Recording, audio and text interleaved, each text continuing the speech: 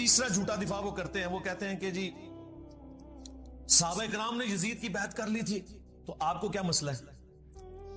صحابہ کرام نے یزید کی بیعت نہیں کی تھی، صحابہ کرام سے زبردستی بیعت لی گئی تھی تلوار کے زور پر۔ جھوٹ بولنا بند کریں۔ اگر آپ کو یقین نہ آئے تو 2018 میں جو کچھ ہوا پاکستان میں، زبردستی ایک بندہ مسلط ہوا ہم پہ اسٹیبلشمنٹ کے گن پوائنٹ کے اوپر، اور پھر سٹوری ریپیٹ ہوئی 2024 میں، ایک اور بندہ اسٹیبلشمنٹ کے گن پوائنٹ پہ ہم پہ مسلط ہو گیا۔ آج تک یہی ہو رہا ہے۔ تو بنو امیہ اس وقت کی اسٹیبلشمنٹ تھی، تلوار کے زور پہ سب کچھ ہوا۔ نہیں یقین آتا بخاری شریف کھول لیں، صحیح بخاری میں 4827 نمبر حدیث ہے، مروان بن حکم مدینے کے ممبر پہ مسجد نبوی پہ حضرت معاویہ رضی اللہ تعالیٰ عنہ کی طرف سے گورنر بن کے اناؤنسمنٹ کر رہا ہے خطبے میں کہ اللہ تعالیٰ نے امیر المومنین کو یہ بات سجھائی ہے، وہ امت کے وسیع تر مفاد میں، یعنی کہ اے میرے عزیز ہم وطنوں، وہ امت کے وسیع تر مفاد میں اپنے بعد اپنے بیٹے کو خلیفہ نامزد کرتے ہیں۔ یہ وہ تقریر کر رہا تھا، امام بخاری نے اگلے جملے نقل نہیں کیے، وہ بڑے سخت ہے، لیکن اس کے بعد جو کچھ ہوا وہ نقل کیا۔ وہ اگلے جملے کیا تھے وہ بعد میں بتاتا ہوں آپ کو۔ اگلے جملے جو امام بخاری نے نقل کیے وہ یہ تھے کہ وہاں حضرت ابو بکر کا بیٹا کھڑا ہوا اور اس نے کچھ بات وہاں پہ کہہ دی۔ وہ کیا بات کی وہ پھر امام بخاری نے سکپ کر دی۔ پھر اس سے اگلے جملے امام بخاری نے نقل کیے جس سے پتا چل گیا کہ وہ بات کوئی ایسی تھی کہ اسے آگ لگ گئی۔ مروان نے کہا گرفتار کرو اسے، پکڑ لو اس کو۔ وہ فوراً سے مسجد نبوی میں ایڈجسٹنٹ جو حجرہ عائشہ تھا جہاں ان کی بہن موجود تھی وہاں داخل ہو گئے۔ اور یہ پاکستان کے کیس میں جو سگا بھائی ہے نا یہ وہ تھے، یعنی حضرت ابو بکر کی وہ بیوی جو حضرت عائشہ کی والدہ تھی وہی ان کی بھی والدہ تھی، عبد الرحمن بن ابی بکر کی۔ یہ سگے بہن بھائی تھے۔ ان کے پاس چلے گئے۔ اب ظاہر مروان یہ کام نہیں کر سکتا تھا، مسلمانوں نے پھر احتجاج کرنا تھا کہ یہ کیا حرکت کر رہے ہو۔ باہر سے اس نے کہا اوے ابو بکر کے بیٹے، تیرے بارے میں قرآن میں آیت نازل ہوئی تھی نا کہ یہ کافر کہتا ہے کہ میرے ماں باپ جو مجھے یہ کہتے ہو کہ مرنے کے بعد دوبارہ زندہ کیا جاؤں گا، یہ اگلے لوگوں کی کہانی ہے۔ ابو بکر کے بیٹے کہ تیرے بارے میں قرآن میں آیت نازل ہوئی تھی۔ توبہ توبہ۔ یہ بنو امیہ کے خدمت گزار، یہ ہے گستاخان خلفائے راشدین۔ جب اس نے یہ بات کی تو سیدہ عائشہ اندر تڑپ اٹھی، انہوں نے کہا اس کو خاموش ہو جا، آل ابی بکر کے بارے میں کوئی قرآن کی آیت نازل نہیں ہوئی سوائے جو میری برات میں سورہ نور کی آیات نازل ہوئی تھی جب مجھ پہ جھوٹی تہمت لگائی گئی۔ بخاری میں اتنا آتا ہے، المستدرک للحاکم میں اور المعجم الکبیر طبرانی میں اور باقی کتابوں میں اس روایت کی فلنگ ان دا بلینکس موجود ہے، جو اللہ کے فضل سے حافظ ابن کثیر نے سورۃ الاحقاف کی آیت نمبر 17 جو کوٹ کی تھی مروان نے غلط، اس کے کانٹیکسٹ میں وہ سارے ترک ایک جگہ جمع کر دیے، لہذا بریلوی دیوبندی اہل حدیث تینوں کو کوئی اعتراض نہیں ہوگا۔ وہ فل ان دا بلینک یہ تھی کہ اس وقت مروان نے یہ کہا کہ ابو بکر نے بھی تو عمر کو خلیفہ نامزد کیا تھا نا، تو حضرت معاویہ اپنے بیٹے یزید کو بنانا چاہتے ہیں۔ دیکھو کیا ان کی اینالوجی دیکھیں، تو وہ اس میں حضرت ابو بکر کا بیٹا کھڑا ہوا تھا، کیونکہ ظاہر ہے اس نے کہا کہ بنانا تھا تو مجھے بناتے ہیں نا، مجھے تو نہیں بنایا، تو کون سی مشرق سے اٹھا کے مثال مغرب میں پھینک رہا ہے۔ اور جو کہا نا اس نے کچھ کہا امام بخاری نے، وہ یہاں ہے کہ انہوں نے کہا کہ تیرا امیر المومنین معاویہ سیدھی طرح کہ ابو بکر اور عمر کے راستے پہ نہیں چل رہا، وہ کیسر و کسرا کے راستے پہ چل رہا ہے۔ اب یہ بہت بڑی گالی تھی ان کے لیے تو، کہ وہی جو ہے وہ بادشاہت آ گئی یہاں پہ۔ اس پہ پھر اس نے کہا پکڑو انہوں۔ اور حجرے میں اما عائشہ کے اور الفاظ تھے جو امام بخاری نے نقل نہیں کیے، وہ یہ تھے کہ مروان تیرے بارے میں نبی الاسلام نے فرمایا تھا کہ حکم پہ لعنت، اس کی اولاد پہ لعنت، تو اپنے باپ کی پشت میں تھا جب باپ بیٹا دونوں پہ اللہ کے نبی نے لعنت فرمائی تھی۔ مجھے بتائیں جب یہ والی صورتحال ہو کہ حضرت ابو بکر کے بیٹوں کو بھی اپنی جان بچانی پڑے تلوار کے زور پہ، اپنی وفات سے 4 سال پہلے ایک بندہ اپنے بیٹے یزید کے لیے بیعت لے رہا ہے، تو آپ یہ کہیں گے صحابہ نے بیعت کر لیے؟ کہتے ہیں جی ابن عمر نے بیعت کر لی تھی. ایون واقعہ ہررا کے بعد جب لوگ یزید کی بیعت توڑ رہے تھے تو وہ لوگوں کو جا کے سمجھاتے تھے. جی بخاری مسلم میں ہے, سرکار وہ ہمارے اسٹوڈنٹس کو سمجھا رہے تھے. اگر ابن عمر اس زمانے میں سمجھا رہے تھے تو کسے سمجھا رہے تھے؟ اپنے لیول کے لوگوں کو, صحابہ اور تابعین کو. اور اس صحابی کا نام بھی آیا ہوا ہے عبداللہ ابن مطیع رضی اللہ تعالیٰ عنہ, جنہوں نے کہا کہ اب کیا رہ گیا ہے, یزید کی بیعت توڑیں اہل مدینہ. تو ابن عمر ان کو ملنے کے لیے گئے اور کہا کہ میں تمہیں حدیث سنانے کے لیے آیا ہوں کہ جو خلیفہ وقت کی بیعت کے بغیر مرا وہ جاہلیت کی موت مرا. وہ کہتے ہیں جی ابن عمر نے چونکہ بیعت کر لی تھی, وہ بھی مجبوراً کی تھی انہوں نے, وہ جس طریقے سے کی تھی, انیشلی تو انکار کیا تھا. دوسرا, ابن عمر جب یہ بات کر رہے تھے تو وہ یہ بھول گئے کہ حضرت علی کی بیعت تو ابن عمر نے خود نہیں کی ہوئی تھی, تو اس وقت وہ جاہلیت پہ تھے. یہ لاجیکلی ان کی بات درست نہیں تھی, ورنہ تو خود اس فتوے کی زد میں آ رہے تھے. ہم تو عبداللہ ابن مطیع اور باقی لوگوں کے ساتھ ہیں, ابن عمر کا یہ موقف غلط تھا.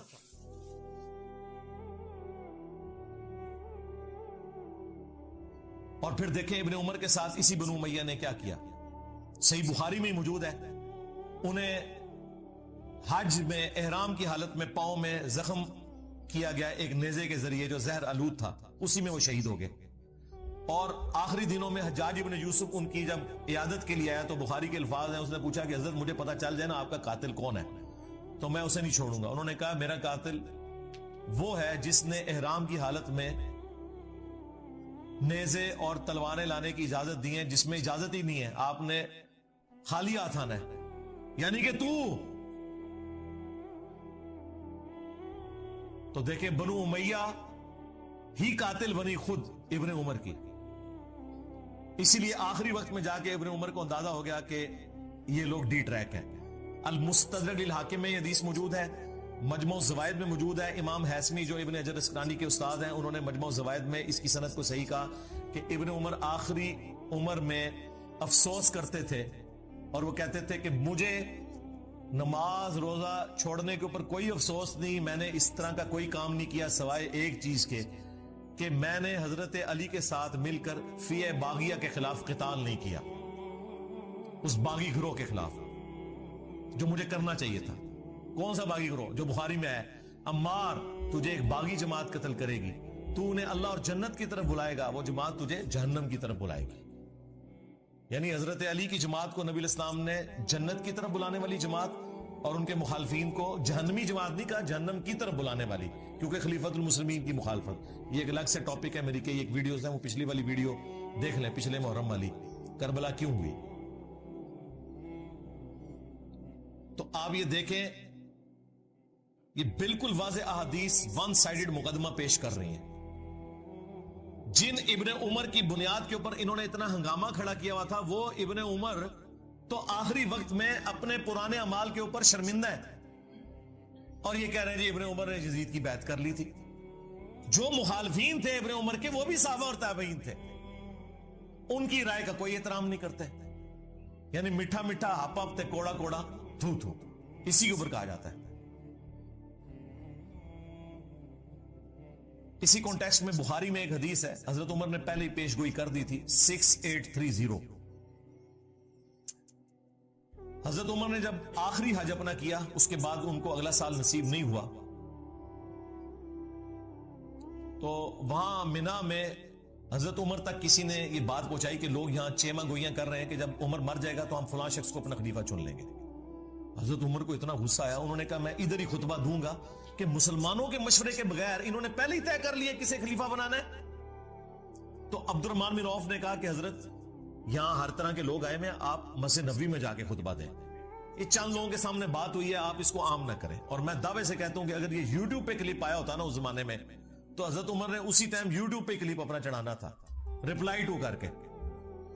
خیر مدینہ شریف آئے, ابن عباس کہتے ہیں کہ میں ممبر کے اتنے قریب تھا کہ میرا گھٹنا ٹچ کر رہا تھا, اور میں ساتھیوں سے کہہ رہا تھا آج حضرت عمر نے پھٹے چک دینے نے, بڑے غصے نے, اور بڑا لمبا انہوں نے خطبہ دیا. اس میں یہ بھی الفاظ تھے کہ دیکھنا ابو بکر کی خلافت جس طریقے سے منعقد ہوئی وہ کیٹاسٹرافک کنڈیشن تھی, مستقبل میں اسے دلیل نہ بنایا جائے. یعنی حضرت عمر مانتے تھے کہ اس طریقے سے حضرت ابو بکر کو خلیفہ نہیں چنا جانا چاہیے تھا, لیکن وہ سعد ابن عبادہ اور جو باقی معاملات ہوئے سقیفہ بنی سائزہ میں, وہ الگ سے ایک ٹاپک ہے, انہوں نے کہا کہ یہ مستقبل میں دلیل نہیں ہوگی مسلمانوں کے مشورے کے بغیر کسی کو خلیفہ نہ چننا. حضرت عمر بھی حضرت ابوبکر نے صحابہ سے مشورہ کر کے, صحابہ نے کہا تھا کہ آپ نامزد کریں, اس کے بعد مشورہ ہوا ہے, یہ زبردستی مسلط نہیں کیا گیا. پھر حضرت عمر نے تو 6 رکنی کمیٹی بنائی, کیونکہ ان 6 سے بہتر لوگ کوئی نہیں تھے. بخاری میں موجود ہے یہ 6 لوگ وہ ہیں جن سے رسول اللہ اپنی وفات تک راضی رہے.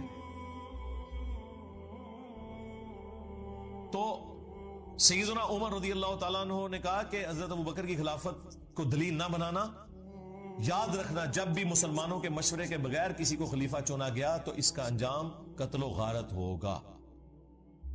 یہ قتل و غارت ہوئی ہے. یہ کہتے ہیں جی یزید خلیفہ وقت تھا تو حضرت حسین نے بغاوت کی ہے, نعوذ باللہ. جو خلافت قائم ہی نہ ہو اس کے بارے میں یہ کہنا اس کے خلاف خروج ہوا ہے. یعنی مزارات جو بنانا ہی حرام تھے اسے کہنا کہ مزارات شہید ہو گئے. مزار تو شہید نہیں ہوں گے, وہ بنانا ہی حرام تھے. مسلم شریف میں حدیث میں تمہیں منع کرتا ہوں قبروں کو پکا کرنے سے, قبروں پہ عمارت بنانے سے, اور قبروں پہ بیٹھنے سے. مجاور بن کے بیٹھنا بھی حرام ہے, ویسے بیٹھنا بھی حرام ہے. لہذا یہ کنسپٹ بالکل کلیئر ہے. جھوٹا دفاع نمبر 4, وہ کہتے ہیں جی یزید تو تابعی تھا جی, حضرت معاویہ کا بیٹا ہے, اور جامعہ ترمذی میں حدیث ہے جس نے مجھے دیکھا اسے بھی جہنم کی آگ نہیں چھوئے گی, اور جس نے میرے دیکھنے والے کو دیکھا یعنی صحابی کو دیکھا اور وہ ہو گیا تابعی, اسے بھی جہنم کی آگ نہیں چھوئے گی. تو کہتے ہیں جی یزید تو بخشا بخشا ہے. واہ, بخشا بخشا ہے. پھر حجاج بن یوسف بھی بخشا بخشا ہے, وہ تابعی نہیں ہے. جتنے جھوٹے راوی ہیں میجورٹی ان کی تابعین میں موجود ہے. قانوناً وہ تابعی تھے, ظاہر ہے کلمہ گو تھے. خوارج کون تھے؟ تابعین ہی تھے, اہل قبلہ تھے, اہل کلمہ تھے. مولا علی نے انہیں کافر نہیں کہا. ہاں, پوچھا گیا کافر ہے مصنف ابن ابی شیبہ میں, کہا نہیں کافر نہیں ہے. پوچھا گیا منافق ہے, کہا منافق نہیں ہے. منافق تو بڑا تھوڑا ذکر کرتے ہیں اللہ کا, یہ تو اتنی لمبی نمازیں پڑھتے ہیں. پوچھا گیا پھر کیا ہے؟ ظاہر ہے جب کافر نہیں منافق نہیں تو پھر مسلمان ہی ہے. ان کا یہ ایک گروہ ہے جنہوں نے ہم سے بغاوت کی ہے, ہم میں سے ہی نکلا ہوا ایک گروہ ہے. تو خوارج بھی تابعین ہے. لیکن مسند احمد میں موجود ہے نبی الاسلام نے کہا کہ خوارج جہنم کے کتے ہیں.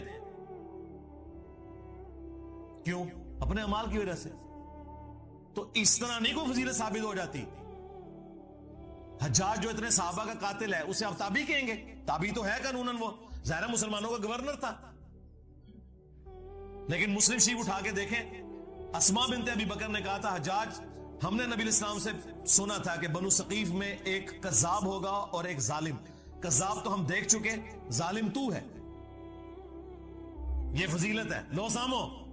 اور مسلم شریف میں موجود ہے اس ظالم نے عبداللہ ابن زبیر کو شہید کیا, ان کی لاش لٹکا دی مکہ شریف میں اور یہودیوں کے قبرستان میں پھینکی,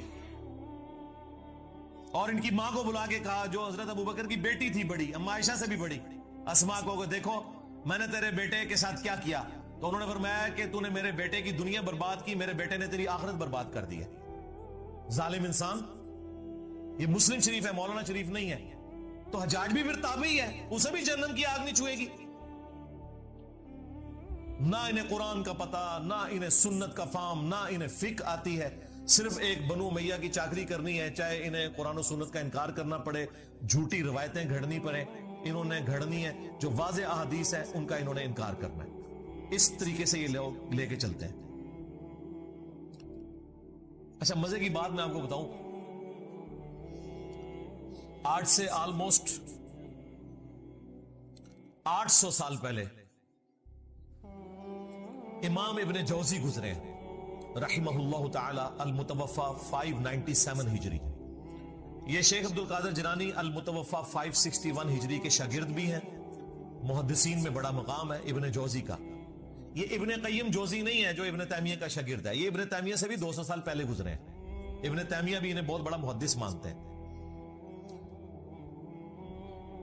انہوں نے الموضوعات, بڑی گھڑی ہوئی بڑی بڑی حدیثیں